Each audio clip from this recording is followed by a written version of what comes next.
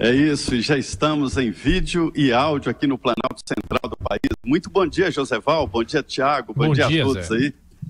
Pois é, olha, o ex-prefeito de São Paulo, ex-deputado federal, quase presidente da República, Paulo Maluf, já está na Papuda de volta e com a indicação de que passa também o ano novo.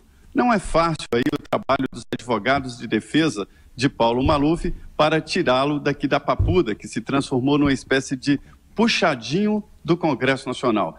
É o segundo parlamentar com mandato preso na Papuda. E olha, hoje, Joseval, chega às mãos do presidente da Câmara, o deputado Rodrigo Maia, o comunicado oficial do Supremo Tribunal Federal sobre a perda do mandato do deputado Paulo Maluf. Este é um caso diferente. Não é a cassação do mandato, que passa pelo Conselho de Ética, passa pelo plenário da Câmara. É uma determinação do Supremo Tribunal Federal.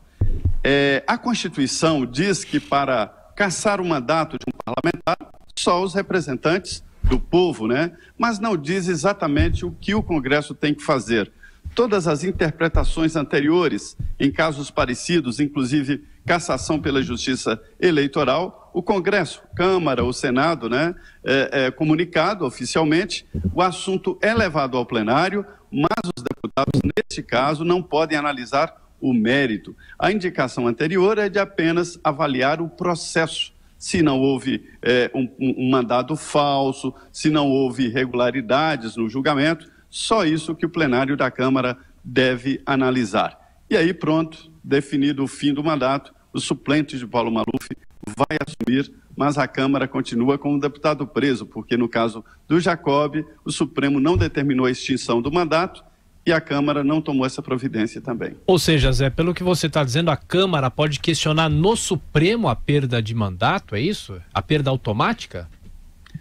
Tiago, olha, eu já acompanhei vários casos parecidos, esse caso é diferente. Quando a Justiça, né, o Supremo determina a perda do mandato, a Constituição diz que o assunto tem que ser levado ao plenário, mas o plenário não pode dizer não, nunca disse não, a não ser se encontrar vícios no processo, uma irregularidade, um mandado falso, por exemplo, né, porque a partir do momento da extinção do mandato, aí é um ato perfeito, jurídico perfeito e não tem retorno. Daí esse cuidado de levar ao plenário da Câmara, plenário do Senado, no caso de senador. Mas não há como discutir, nesse caso, o mérito, apenas o processo.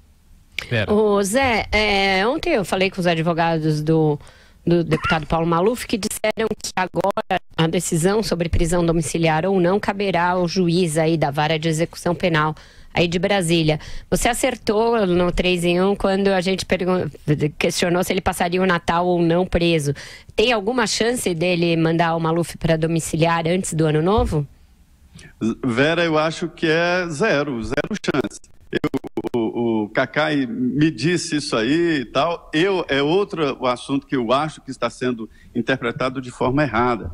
Porque, olha, a ministra, as tradições que são as seguintes: o Supremo, quando condena, fica bem, de uma forma leiga, dona do preso, ou seja, ele determina os destinos do preso, a não ser em caso quando há delegação. E todas as delegações, inclusive essa da ministra Carmen Lúcia, é de execução penal. A Vara de Execuções Penais tem autonomia delegada pela presidente, que a qualquer momento pode rever e suspender a delegação para agir ali no dia a dia, como esse caso de levar ou não no médico, mas não pode progredir no regime nem mudar o regime. Eu acho que a VEP, que é a Vara de Execuções Penais, como me disse o advogado de Paulo Maluf, não tem essa competência. A competência é da presidente Carmen Lúcia e, em última análise, o plenário do Supremo e o relator, o ministro Edson Fachin. Portanto, eu acho que a Vara de Execuções Penais não tem essa competência para soltar Paulo Maluf. Eu li e reli a decisão da ministra Carmen Lúcia e ela delega, sim, a execução, não a mudança de regime. Qualquer alteração seria do Supremo. É porque não há uma definição exata a respeito, né? A execução é com a vara da execução. Até porque é outro processo, são outros princípios, né? Os princípios que regem o processo é o indúbio pro réu, o princípio que rege a execução penal é a reeducação do acusado. Não se fala em duas partes, não se fala em defesa e acusação, nada disso. Se fala em reeducar. É todo um... Entram aí psiquiatras, entram conselhos, entram aí a remissão de pena, cada 3 dias de trabalho ganha um dia, 3 anos de trabalho ganha um ano, uma série de questões que são coisas exclusivas da execução penal. Mas como jamais o mérito da causa. O mérito da causa terminou, acabou, vai para a execução. Mas não há uma questão envolvendo quando a condenação é dada pelo Supremo Tribunal Federal. Por isso que a Carmen Lúcia saiu por aí. Não tem outro jeito. Olha, Joseval, esse é um caso diferente porque é uma condenação pelo Supremo. Eu conversei longamente com o Joaquim Barbosa, no caso do Mensalão, e ele me explicou ali detalhe por detalhe, com aquela paciência do Joaquim Barbosa, de que ele, como relator do processo, ele seria o responsável e que ele delegaria, no caso ele delegou a VEP, né, a execução, mas ele delegou, mas na decisão ele deixou muito claro que a qualquer momento ele poderia intervir e mudar algum ponto da execução.